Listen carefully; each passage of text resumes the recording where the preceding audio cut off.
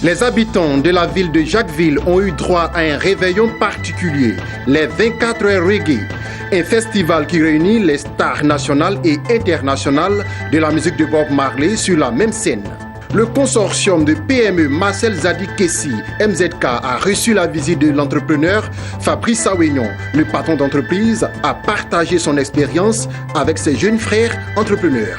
Dans cette édition, nous nous rentrons au Bénin, précisément à Cotonou, la capitale, qui a célébré la première édition du Salon international de l'énergie et de l'eau. Bonsoir à tous, bonsoir à toutes. Merci de vous informer sur Business 24 Africa. Le réveillon de la fête de Noël a été célébré partout en Côte d'Ivoire avec faste. Dans le district d'Abidjan comme à l'intérieur du pays, les populations ont pris d'assaut les lieux de restauration et de divertissement. Dans la commune de Jacquesville, commune située au sud-est de la Côte d'Ivoire, précisément à 60 km de la ville d'Abidjan, les habitants ont eu droit à un réveillon particulier. La cité balnéaire a vibré au rythme de la musique reggae. À l'occasion des 24 heures reggae, les habitants de la ville ont vu défiler pendant 24 heures sur la même scène les stars nationales et internationales de la musique de Bob Marley. Son et images avec Soro Chelina.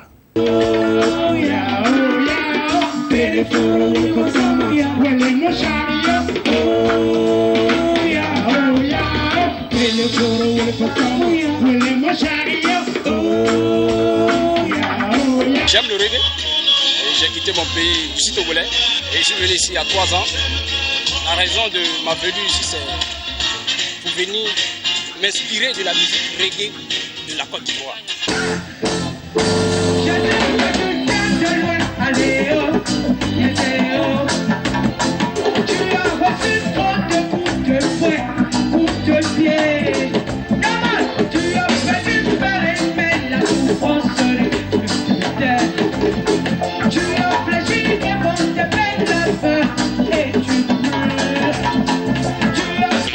Vous savez, cette musique est vraiment une musique de vibration. Voilà la raison pour laquelle nous sommes ici à Jacquesville pour manifester pour le reggae. Voilà, c'est tout. Le reggae, c'est la musique qui ne meurt pas. Voilà, donc c'est un peu ça, on est là pour le reggae.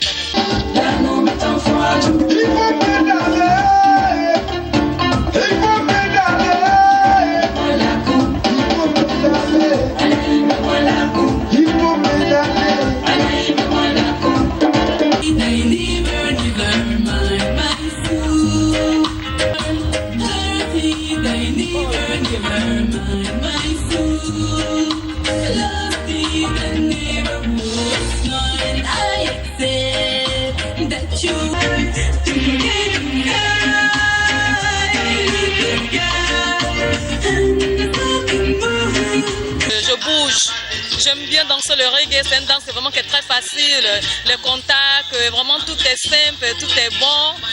Depuis qu'on est venu, on voit des bons artistes, mais je pense que ça va cartonner, ça a déjà commencé, c'est bon, c'est bon, c'est bon, c'est bon.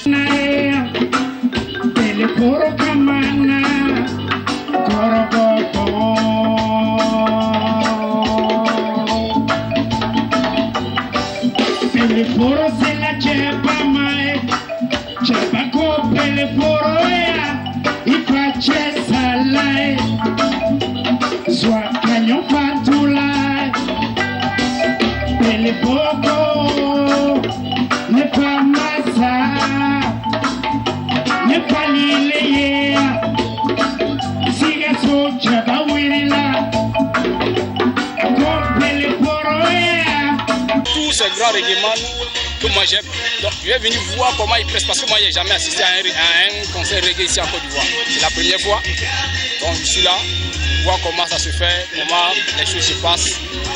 Et...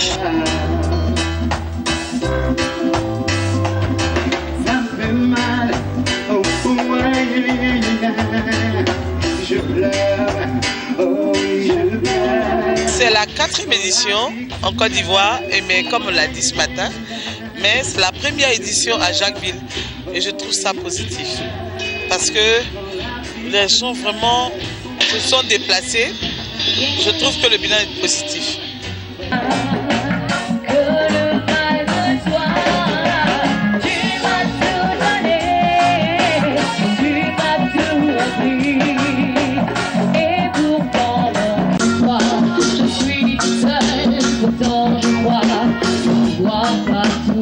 Le consortium de PME Marcel Zadikessi a reçu dans ses locaux à Abidjan la visite de Fabrice Awignon, le président directeur général de Vodou Group. Ce patron d'entreprise est venu partager son expérience avec ses jeunes frères entrepreneurs, avec pour objectif de les motiver et leur inculquer des valeurs qui puissent leur permettre de réussir. Lawani Babatunde et Marie Seri. C'est un exercice auquel est désormais habitué le directeur général de Vodou Communication. Fabrice Sawignon a distillé à ses dirigeants et employés de Marcel Zadikessi Group les valeurs à adopter au quotidien pour devenir des entrepreneurs accomplis.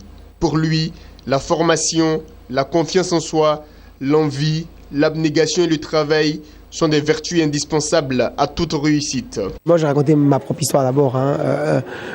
Question de dire aux jeunes que tout est possible, que même quand on n'est pas issu d'une famille qui est une famille régnante entre griffes, on peut effectivement par le travail, par l'abnégation, s'en sortir soi-même et faire sortir sa famille, elle aussi, de situations plus difficiles ou délicates. Donc j'ai parlé de mon histoire, j'ai parlé de mon parcours, j'ai parlé aussi surtout de ce qui pour moi doit porter l'ensemble des personnes qui sont dans ce projet-là, c'est-à-dire la capacité d'abord à s'auto-définir elle-même, à se définir un vrai positionnement personnel, la capacité effectivement à savoir ce qu'ils sont et ce dont ils ont envie vraiment pour eux-mêmes. Ensuite, à se définir professionnellement, ce qu'ils ont envie de faire professionnellement, ce qu'ils peuvent apporter à leur entreprise en termes de valeur ajoutée personnelle. Et puis enfin, au niveau social, ce qu'ils sont capables effectivement d'apporter en retour à la société. 2016 tire allègrement à sa fin. C'est l'heure de faire les bilans et d'envisager les perspectives. Pour relever les défis de l'année qui s'annonce, les dirigeants du consortium de PME Marcel Zadikessi ont trouvé opportun de renforcer leur leadership à travers le vécu de cette entreprise. L'échec, quelque chose qui peut arriver. C'est juste qu'il faut pouvoir se relever juste après. Donc il m'a donné cette envie-là de réaliser tout ce que j'avais prévu de faire, mais que j'avais mis en stand-by, tout ça simplement parce qu'il me disait que je n'ai pas encore la possibilité de faire. Je retiens que d'abord, il faut avoir la motivation, le courage et toujours être honnête et poursuivre ses ambitions. Avoir une vision pour réussir dans la vie. Pour chaque année, comme c'est la tradition à MZK Group, nous essayons d'inviter un leader pour venir partager son expérience et inspirer les collaborateurs de sorte à s'armer mentalement pour les challenges à venir. Donc cette année, on a pensé à M. Sawignon, qui est un modèle, on ne va pas revenir là-dessus, qui inspire la jeunesse. Vous savez, les PME, on a toujours cru que les difficultés pour une PME, c'est les moyens, c'est ceci, les moyens financiers. Nous, MZK Group, on s'est dit non, c'est souvent des modèles qui manquent, c'est la conviction, c'est la force de gagner qui manque. Donc c'était pour qu'ils partagent, pour qu'ils inspirent, pour qu'ils donnent l'envie aux gens de continuer en se disant que seul le travail paye. MZK Group résulte de l'initiative de jeunes diplômés ivoiriens animés par la volonté de contribuer au développement de la Côte d'Ivoire et partant de l'Afrique tout entière. Né en avril 2007, MZK Group compte aujourd'hui 12 PME juridiquement distinctes mais idéologiquement liées pour former un ensemble homogène, cohérent et intégré. Quittons la Côte d'Ivoire pour le Bénin, précisément Cotonou, la capitale, qui a focalisé les attentions en ce mois de décembre avec la première édition du Salon international de l'énergie et de l'eau. 5 jours durant, la rencontre s'est déroulée autour du thème énergie et eau, enjeux et perspectives. État des lieux et propositions en matière des énergies renouvelables ont meublé cette rencontre. Suivons. À Cotonou s'est déroulée la première édition du Salon international de l'énergie et de l'eau du Bénin. Énergie et eau, enjeux, défis et perspectives, c'est le thème qui a rassemblé les populations autour de 5 communications, 3 panels et 38 exposants. Il est question en un premier temps de faire l'état des lieux. Le défi à relever est immense, car la situation énergétique de notre pays est particulièrement préoccupante. Plus de 2 ménages sur 3, faut-il le rappeler, n'ont guère accès à l'électricité. Les populations du Bénin vivent dans un inconfort hydrique et énergétique qui se caractérise par un faible taux d'accès à l'eau et à l'électricité, des coupures intempestives d'électricité, de trop grandes variations de tension qui pénalisent les matériels des privés, mais également des particuliers. Des coûts de services énergétiques relativement élevés en fonction de la qualité du service qui est offert, des délais de branchement très longs, des erreurs de facturation fréquentes. Le Bénin est confronté à une crise énergétique dont la manifestation visible n'est plus à démontrer et qui a une répercussion directe sur l'eau, intrant vital pour nos populations. Et cette contre-performance, et je dis bien cette contre-performance, compromet la compétitivité économique de notre pays, la croissance et la création de richesses nécessaires à l'amélioration des conditions de vie de nos populations. Pour sortir le Bénin de cette situation et favoriser la création de richesses et l'amélioration des conditions de vie et de travail, des propositions, suggestions et recommandations étaient nombreuses, surtout en matière de développement des énergies renouvelables, la protection de l'environnement, l'accès des populations, des unités industrielles de production à l'énergie et à l'eau à la hauteur de leurs besoins et la mobilisation des moyens financiers pour les objectifs à atteindre. À ce sujet, le gouvernement béninois rassure les investisseurs privés en ce qui concerne la sécurité de leurs investissements.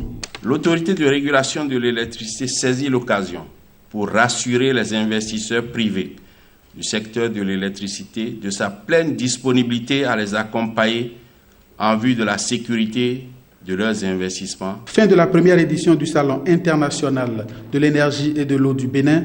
La deuxième édition est déjà programmée. Je voudrais déjà vous donner rendez-vous du 19 au 22 octobre 2017 pour l'édition suivante. Avis est donc lancé à la communauté nationale et internationale pour faire de la deuxième édition un événement encore plus grand. Voilà, c'est ici que nous refermons ce journal. Merci de nous avoir suivis. Continuez de vous informer sur Business 24 Africa. Excellente fête de Noël à tous et à chacun et que Dieu bénisse l'Afrique.